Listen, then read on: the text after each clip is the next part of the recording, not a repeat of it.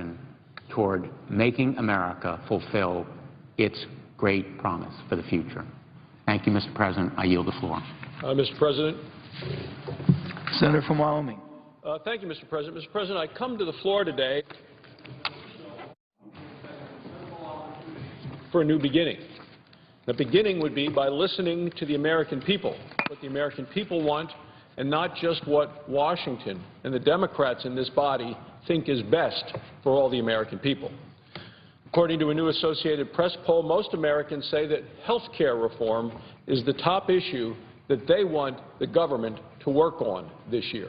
The top issue that they want government to work on this year.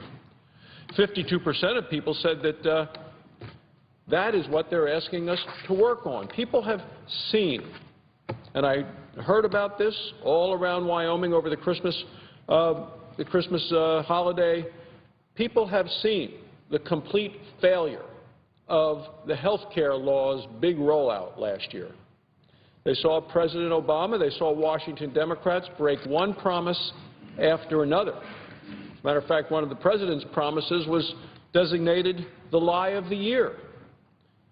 The American people have lost faith that this administration can ever get health care reform right.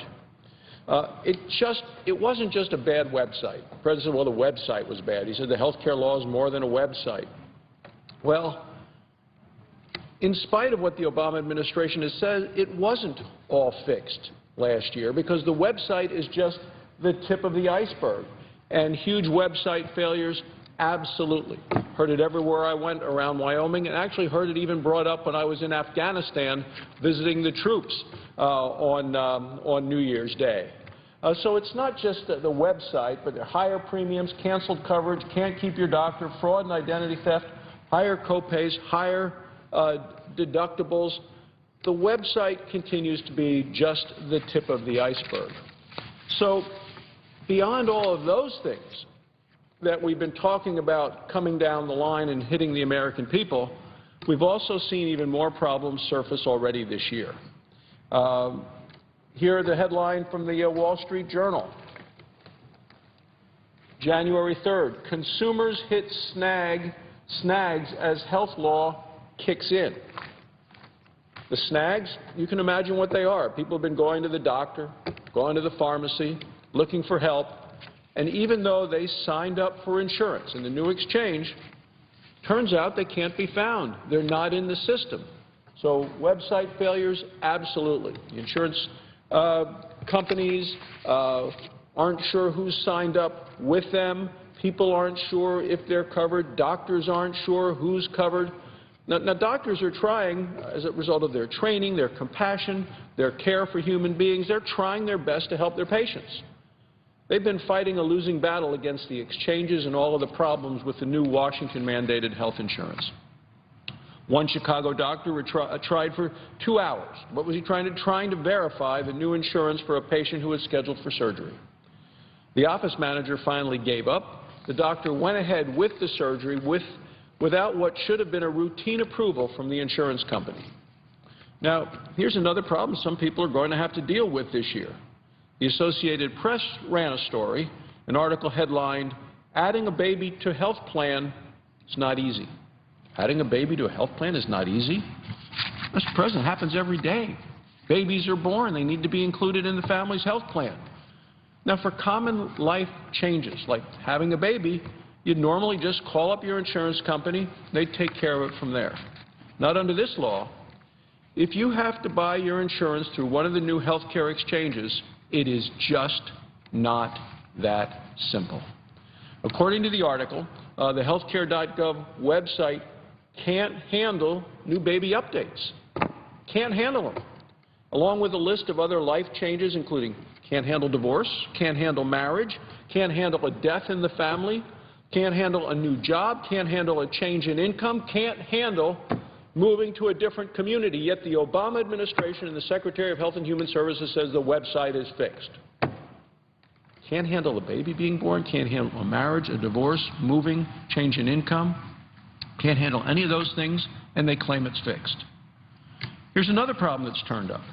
Washington Democrats said that the law would lead to fewer people visiting emergency rooms. I heard it right here on this floor. Fewer people getting their care in emergency rooms, and that would reduce expenses. Well, the reality is very different. New York Times put it Friday morning, January 3rd. Emergency visits seen increasing with health law. Doubt cast on savings. But the Democrats on this floor said that emergency visits would decrease and that it would save money. That's not what the New York Times says. It says the Oregon Medicaid test at hospitals found a rise of 40%. Wall Street Journal on the same issue talks about Medicaid expansion drives up emergency room visits. The Washington Post said study expanding Medicaid doesn't reduce ER trips, it increases them. Well, Democrats don't want to talk about all these problems. They don't want to talk about all of the reform bills that Republicans passed in the House last year that never ever got a vote in the Senate in spite of our efforts to try to get votes on those bills. Democrats hope that people believe what they're saying, accept their claims that the website is working fine and that all the law's problems have been fixed. Mr. President, the American people see through this. They know that what has been done to them by this administration is not right. It's time for Washington Democrats to play it straight with the American people and to make a new beginning on health care reform. Now, I'm not talking about more fake fixes like the one we saw right before Christmas. You know that was the Obama administration quietly announcing that people whose insurance had been canceled because of the law could apply for a hardship exemption to avoid the individual mandate. Well, Mr. President, the newer numbers have come out. There are now more than 5 million health insurance cancellations in 35 states. And we don't even know how many were canceled in Texas, in Ohio, in Virginia, in South Carolina, Missouri, Wisconsin. We don't know those numbers yet, so we know that a minimum of 5 million people have received cancellation notices and the anxiety that comes with that, as well as the anger. When people tried to replace the plans that they lost, many found that their premiums would skyrocket and their deductibles were higher than ever. And I find it interesting, Mr. President, that Democrats I've talked to said, well, January 1st has come, so, the numbers aren't going to go up anymore. Well, I will tell you, Mr. President, that's just not true. Just in my office, got off the phone with a friend in Douglas, Wyoming. He's a pharmacist. He provides health insurance for his employees. He has fewer than 50 employees, so it's not mandatory under the law that he would do so, but he does it anyway, and he's done it for years. But, Gary's in a situation where he's now gotten a letter of cancellation of his own insurance policy. And, Mr. President, it was dated January 1st. This is not something from last year. This is something dated January 1st, 2014. It's a letter from the Madison National Life Insurance Company to Gary Chateau at Chateau Drug Store, Frontier Drug in Douglas, Wyoming. Important notice. Can you imagine, Mr. President, getting this letter, opening it up? Important notice. In bold print, this affects your insurance contract's rights. Please read carefully. I mean, that would get your attention. This notice is to inform your company that Madison National Life Insurance Company will be exiting the employer small group major medical insurance market in Wyoming effective June 30th, 2014 at midnight. Exiting June 30th, 2014 at midnight. So what that tells us is these numbers are going to go up because the numbers from Wyoming at 3,000, the numbers in Wyoming are such that we know more people are going to get cancellation notices. And this isn't just for Gary, this is for everybody that works there. They're going to be exiting the small group major medical insurance market in Wyoming effective June 30th. The decision was prompted by the increased regulation since the federal government's passage of its recent federal health care reform, commonly referred to as the Patient Protection and Affordable Care Act. The increased regulation will make it difficult for Madison National to continue to operate and compete meaningfully in Wyoming's small group major medical market. As such, your referenced insurance coverage will terminate at midnight on June 30th, 2014. That's what people are going to continue to deal with, letters like that continuing to go out, a new round of letters going out January 1st. I got to tell you, Mr. President, the President of the United States needs to be honest with the American people about the significant damage that his health care law is doing to families all across the country. And as the employer mandate that the President has delayed for a year kicks in this year, we're going to see more and more letters like that and more people dumped, losing their insurance in spite of the President's claim, if you like your coverage, you can keep your coverage. No wonder the folks that look into these things that have labeled it the lie of the year. Well, the White House continues to try to do this little Band-Aid approach. Now they say they're going to let some Americans buy catastrophic coverage. Well, you know, Mr. President, that's an idea I proposed to the President at the White House Health Care Roundtable back in February of 2010. After 25 years of practicing medicine, I know that for some people catastrophic coverage is the right option. For many people it is. It encourages patients to be smart consumers of medical services. But at our meeting 4 years ago, President Obama suggested that these plans were suitable only for the wealthy, that they really weren't good ideas. He said that letting people be smarter consumers wouldn't help. Now he's changed his mind, but don't expect him to admit that Republicans were right all along. The President says, well, the Republicans have no ideas. If they have some ideas, they can bring them to him. There are a number of different bills and proposals by Republicans. The President seems to just want to ignore that just as much as he wants to ignore the problems and the misery that his health care law has caused for so many people all around the country. So Mr. President, instead of trying to patch this terrible health care law together with chicken wire and duct tape, it's time for Democrats in Washington to admit that this entire law is failing the American people because it absolutely hurts so many American families. Then we can move on to talking about real reforms that give people access to quality, affordable health care.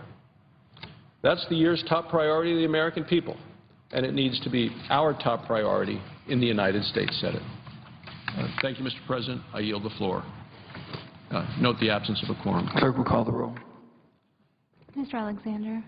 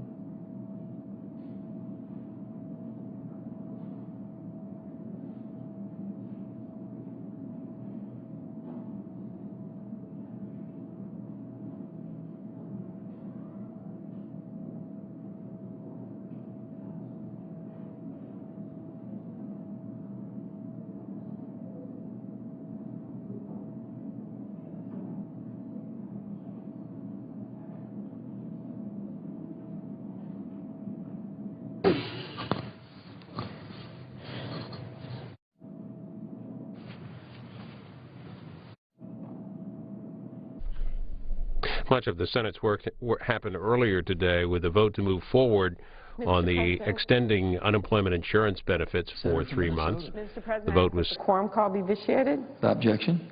Mr. President, I rise today in support of the Emergency Unemployment Compensation Extension Act. That would be S. 1845.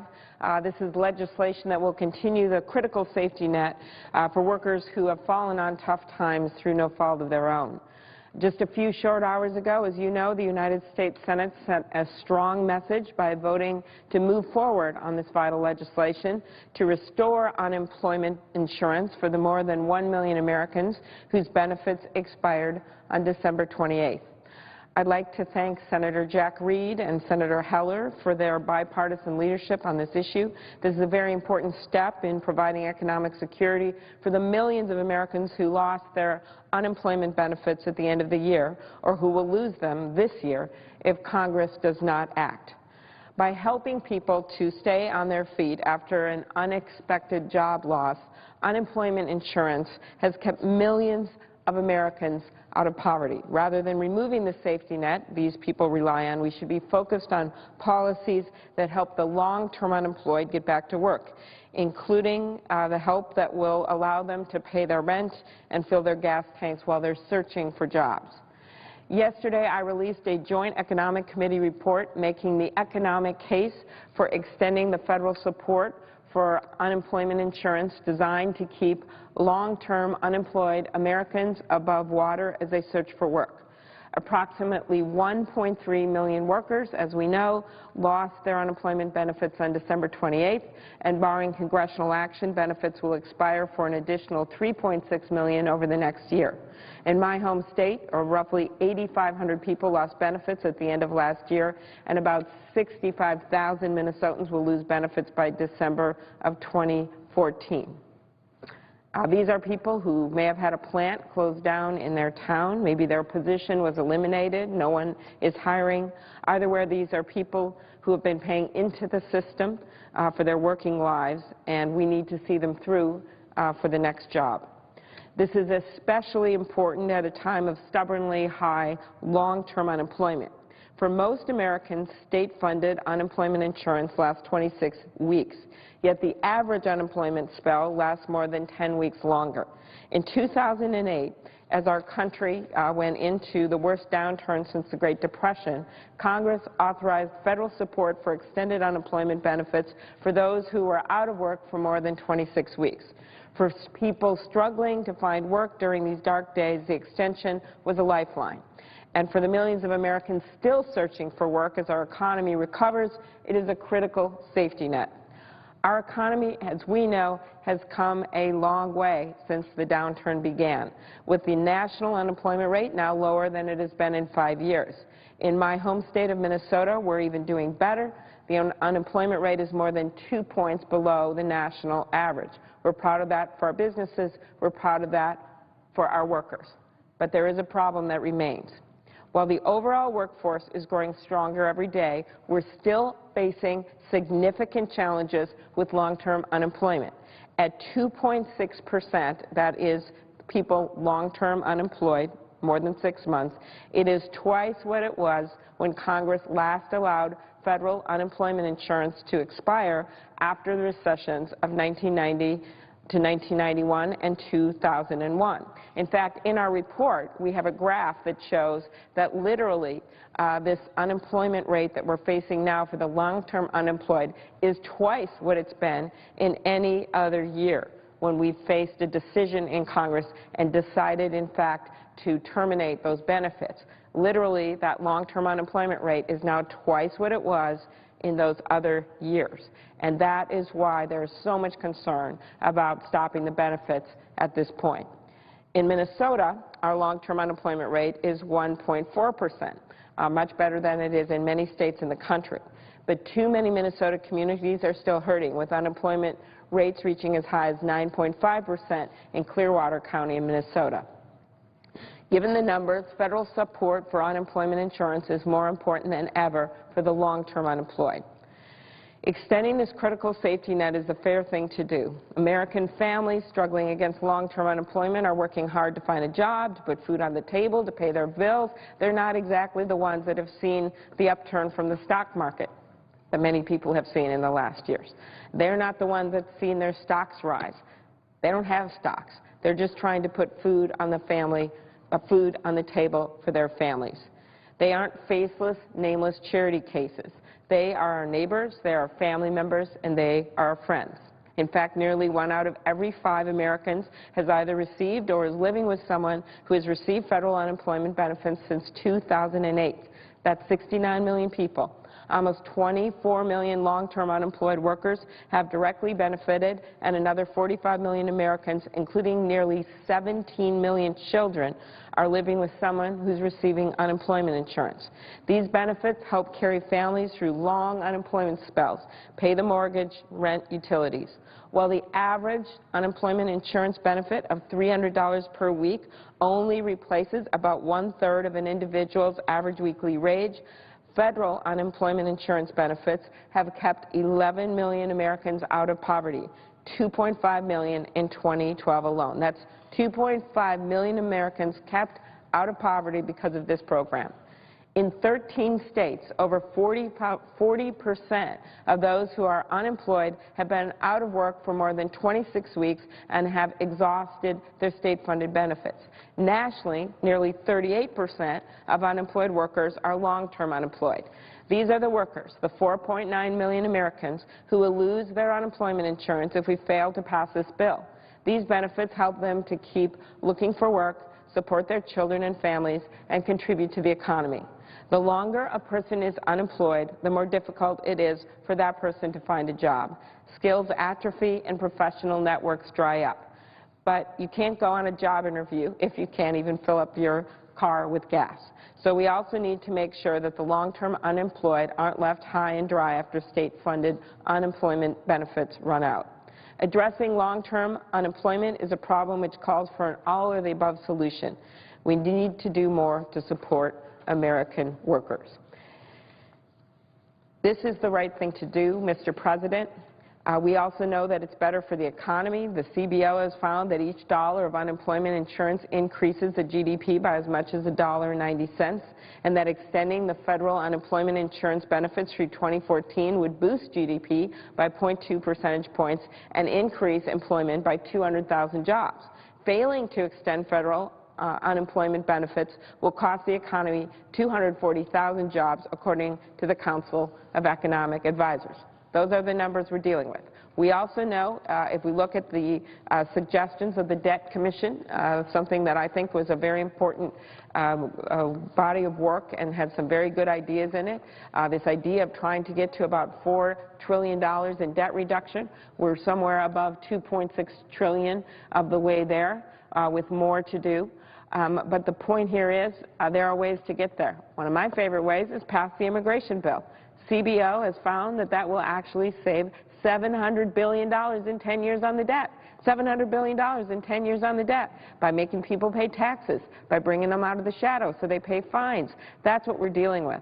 So if we want to look at the ways to reduce our debts, I don't think we should be doing it on the backs of the most vulnerable and those kids and those people who are long-term unemployed, who still haven't been able to find a job in what in many states is a very still difficult economy, especially for those long-term unemployed. This is the right thing to do. We shouldn't leave these Americans in the lurch. We need to restore this critical safety net and focus on getting Americans back to work, and I urge my colleagues to support the bill. Thank you, Mr. President. I yield the floor. Clerk will call the roll. What?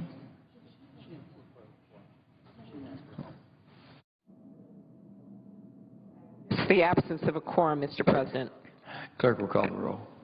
Mr. Alexander.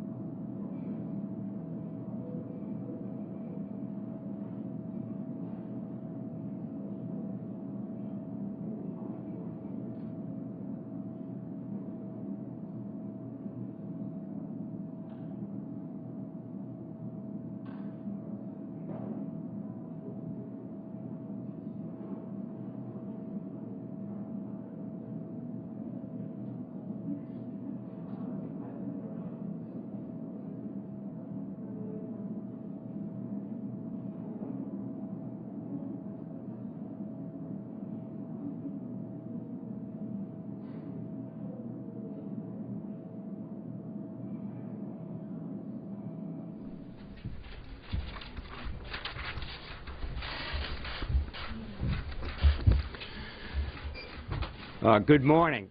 The United States Senate just took a very important step forward in assisting 1.3 million Americans who lost their extended unemployment benefits on December 28th, and also the millions more that will lose it throughout the course of this year. There's still a great deal of work to be done, but we have literally changed this debate. Just a few weeks ago, there were colleagues who were talking about unemployment insurance as a disservice to the American worker. Today, we're talking about the vital nature of this program and also the need to extend it. And now we're also talking about should it be paid for in the long term? Are there other changes that could be made? We made several changes in 2012. And so we're moving forward. We have to collaborate. We have to be constructive. But today, I think we've given a bit of hope to millions of Americans who are struggling in a difficult economy to find jobs, who are struggling to provide sustenance to their families, to pay the heat bill, to put some gas in the car, and to keep looking for work. We also understand that this is just providing sort of the immediate assistance people need. The longer term is to create the jobs, to build the economy where these programs are not as necessary as they are today. I certainly, this was a work of great effort that was collaborative, and I'm pleased to be with my colleagues today who played such a critical role, Senator Shaheen, Senator Brown, Senator Merkley, and Senator Schumer. Without them, this would not have happened. And with this, let me call on Senator Jeanne Shaheen of New Hampshire. Jeanne? Thank you, Senator Reid, and thank you for your leadership on this.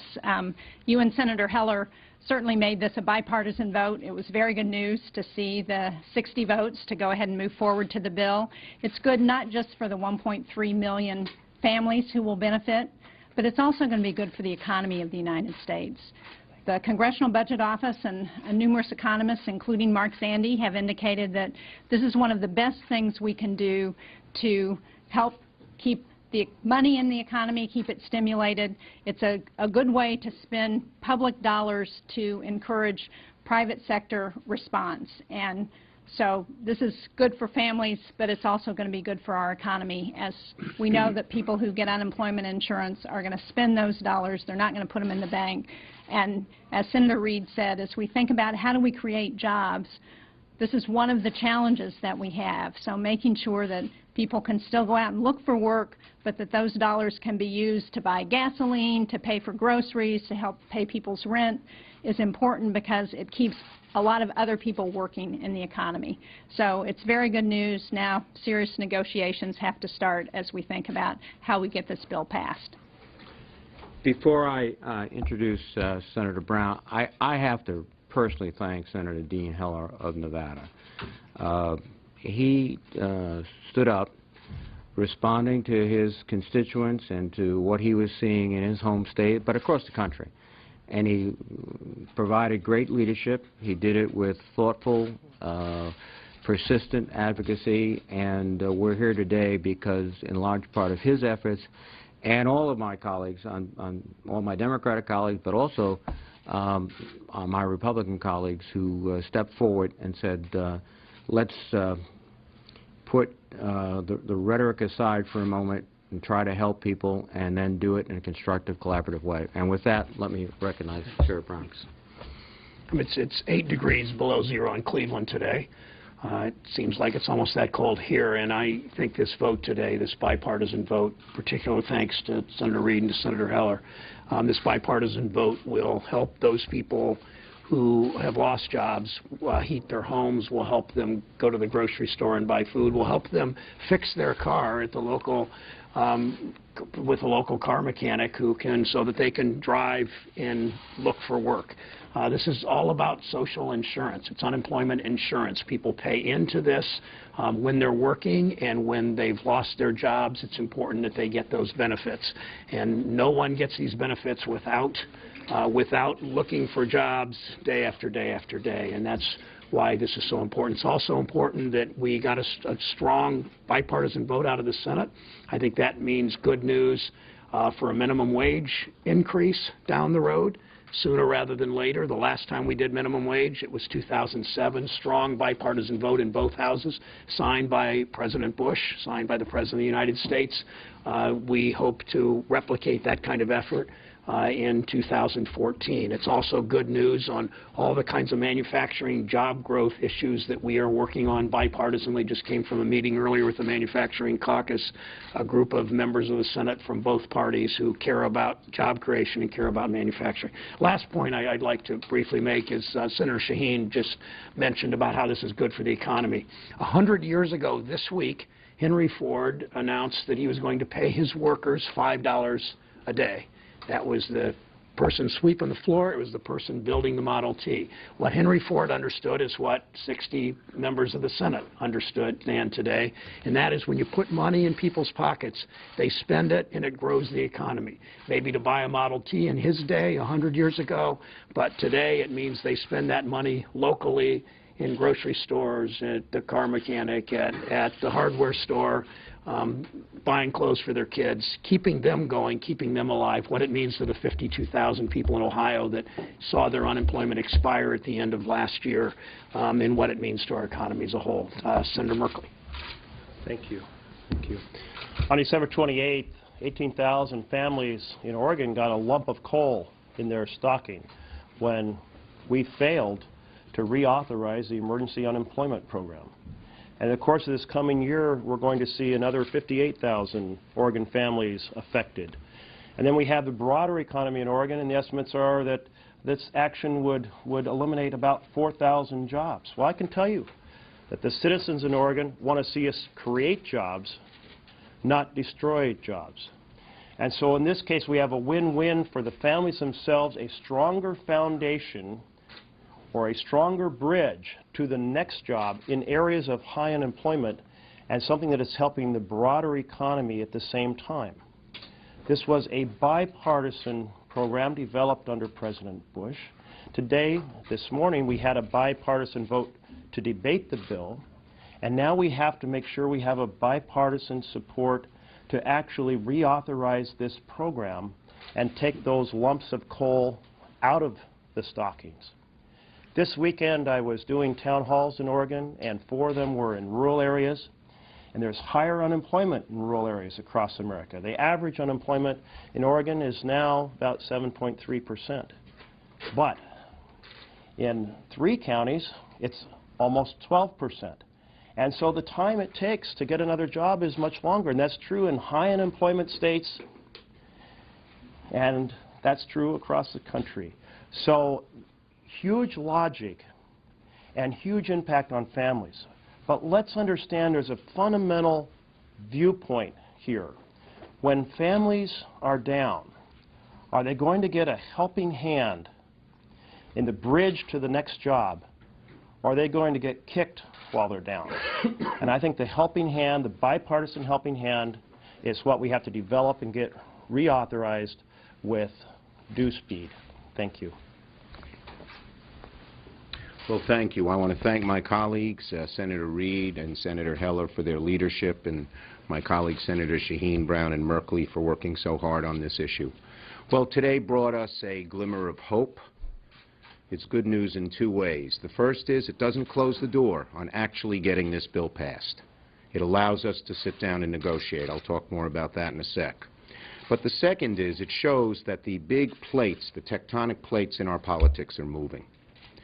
The issues that dominated the first 5 years of the President's term, the deficit above all and Obamacare, are becoming less important than helping the average American family get by, as job growth isn't as robust as we'd like it, and as middle-class incomes this decade have declined for the first time in American history.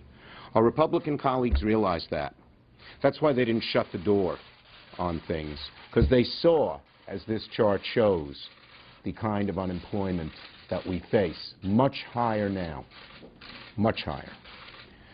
And if our colleagues, well, Okay. Second point.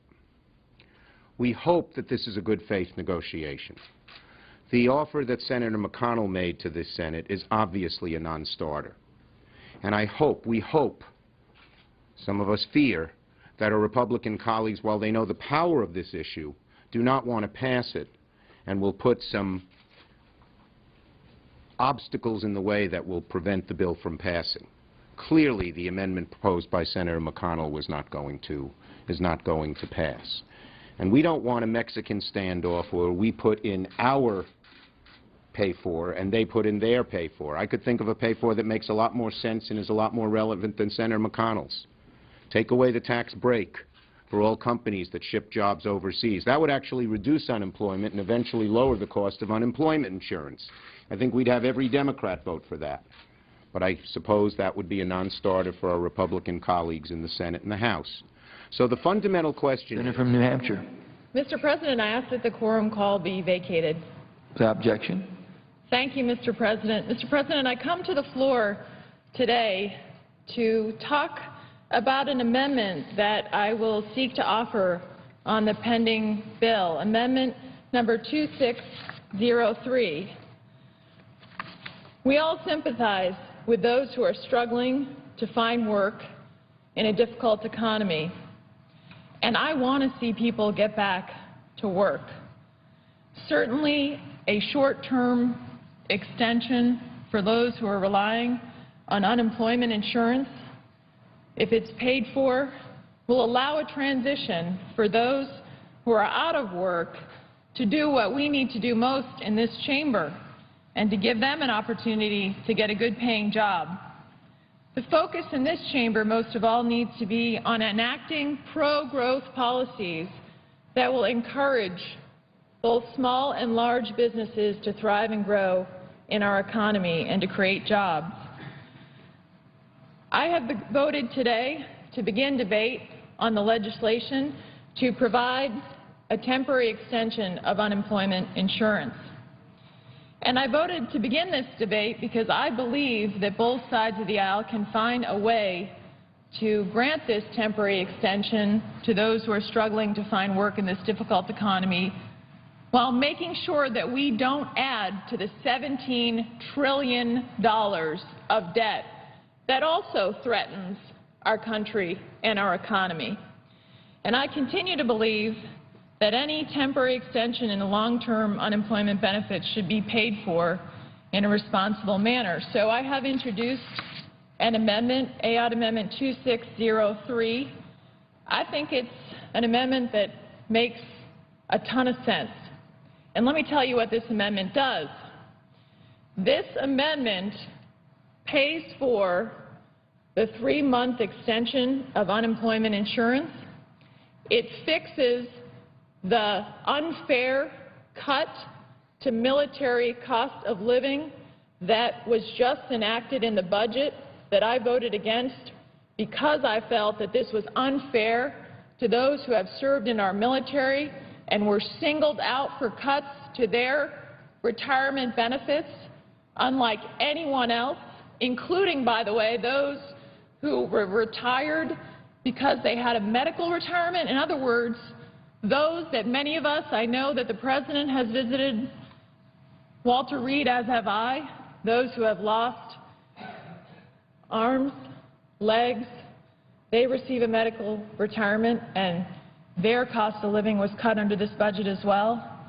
So my amendment not only would pay for this temporary unemployment insurance for those who are struggling to find work, to give them a transition, to get them back to work, but it would also pay for to fix and reverse this unfair cut in military retirement benefits to their cost of living increase, those who, by the way, have served, many have served multiple tours for our country and have sacrificed a tremendous amount because they've moved around, because they have served both, many of them in Iraq and Afghanistan, on behalf of our country.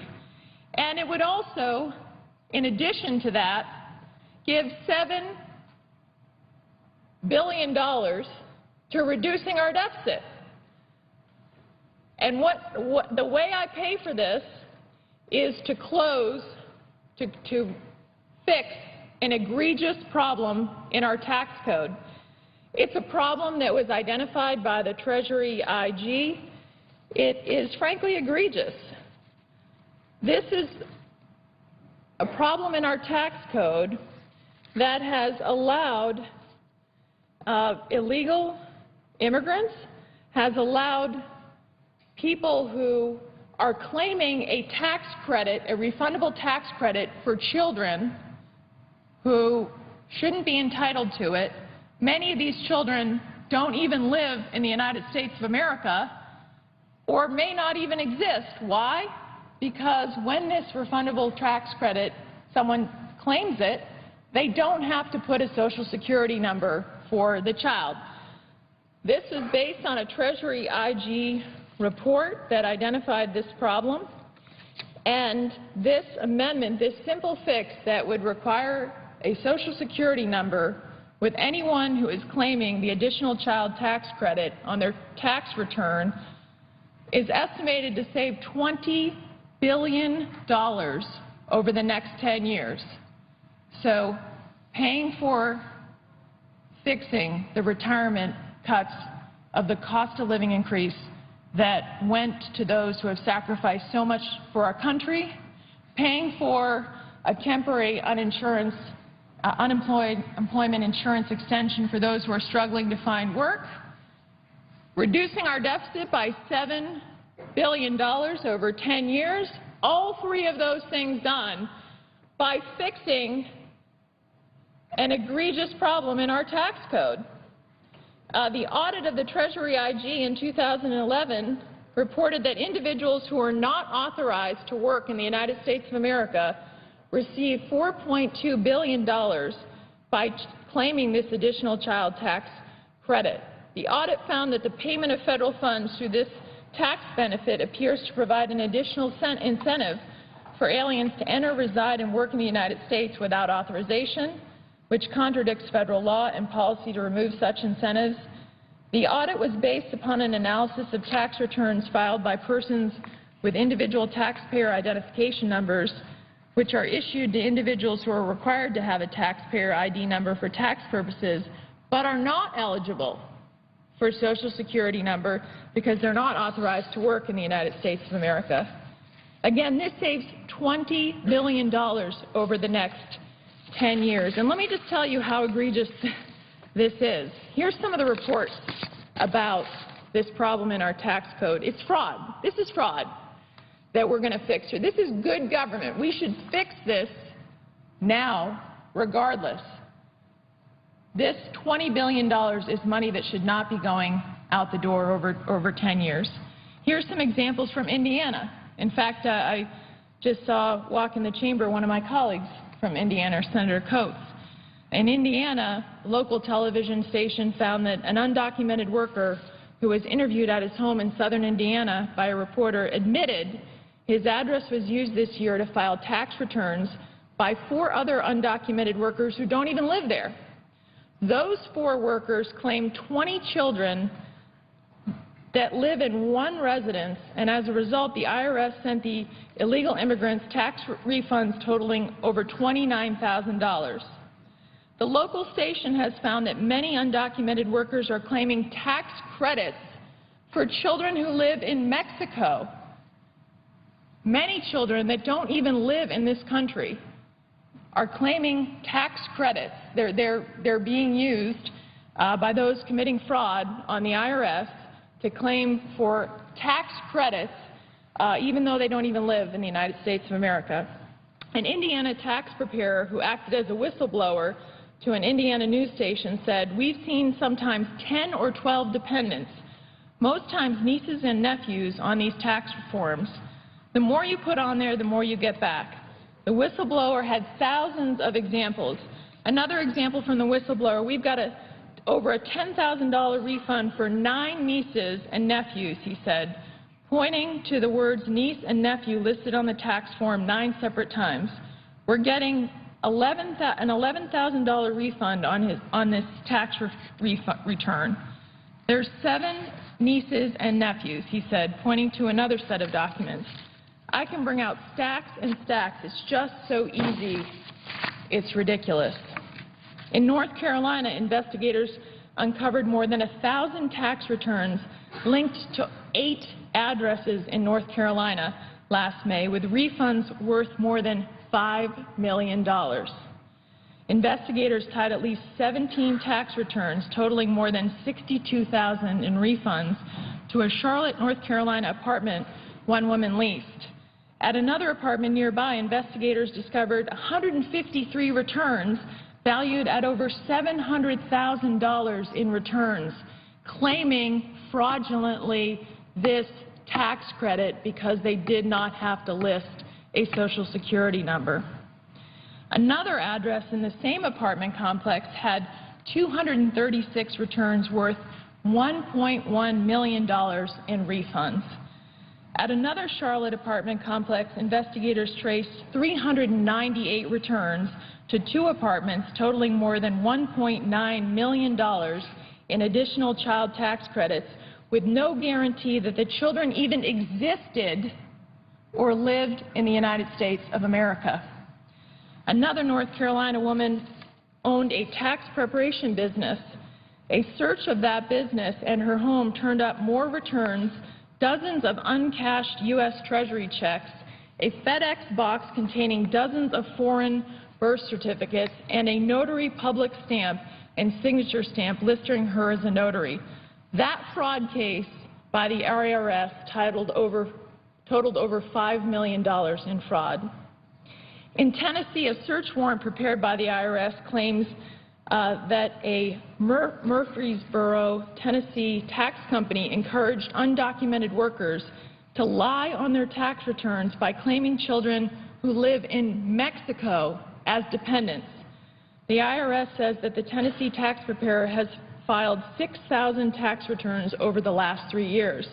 And although his clients only paid $3.3 million in taxes, they were able to claim more than $17 million in return and because of this tax credit and the fact that they did not have to put Social Security numbers for the children that they were claiming a refund for. The refunds left the United States on the hook for $14 million. So here's the question in this chamber. The question is, should we affix egregious fraud in our tax code where we have people that aren't entitled to work in the country are claiming tax refunds for children, some of which have not been determined to exist, some of which don't even live in our country? Should we fix that in our tax code? Isn't that good government? And if we fix it, we can use the pay-for the $20 billion that the Joint Tax Committee has estimated to save over the next 10 years to do the following: to help for 3 months give a temporary extension to those Americans who are struggling for work right now, to fix the unfair cut to our military retirees, including those who have gotten a medical retirement, those who are wounded warriors who have been injured, many of them serving in Afghanistan and Iraq, and return $7 billion to the Treasury. So here's the choice. Only in Washington would this be the choice. We can fix the egregious problem with the tax code where there's all kinds of fraud and save billions of dollars. We can fix it for those who have sacrificed the most, the unfair cuts to their cost of living increase, those who have served our country admirably and are wounded warriors and returned money to the deficit. Or what? We can be denied a vote. I hope that I will get a vote on this. It's pretty outrageous if I'm not granted a vote on this tax fraud that needs to be fixed on behalf of the taxpayers in this country. And that if I can't get a vote to take that $20 billion and to help struggling workers and to fix the unfair cuts to those who have sacrificed the most and taken the bullets for this country, and also help fix our deficit, only in Washington would that be a tough choice for anyone. How do you vote against doing that? I really hope, Mr. President, that the majority leader will allow a vote on this common sense amendment that will allow us to help struggling workers without adding to the $17 trillion in debt, will allow us to say to our men and women who have sacrificed the most that we aren't going to continue to target you with these unfair cuts to your cost of living when no one else has sacrificed under this budget agreement like that, and particularly our wounded warriors. And to say to the American public, we're going to fix fraud in our tax code and also take some money and apply it to the deficit. Mr. President, it makes so much sense that only in Washington would I even be asking the question on the Senate floor, will I get a vote on this common sense amendment that allows us to do important things for the nation and fixes egregious fraud in our tax code, putting taxpayer dollars to uses that they should be put to. I thank you, Mr. President. I end with the hope that I'll get a vote on this common sense amendment and that my colleagues will support this. Thank you, Mr. President. Mr. President. Senator from Indiana. Mr. President, I'd like to discuss today's vote as others have come down here. First of all, it's important to understand that this was a vote to start debate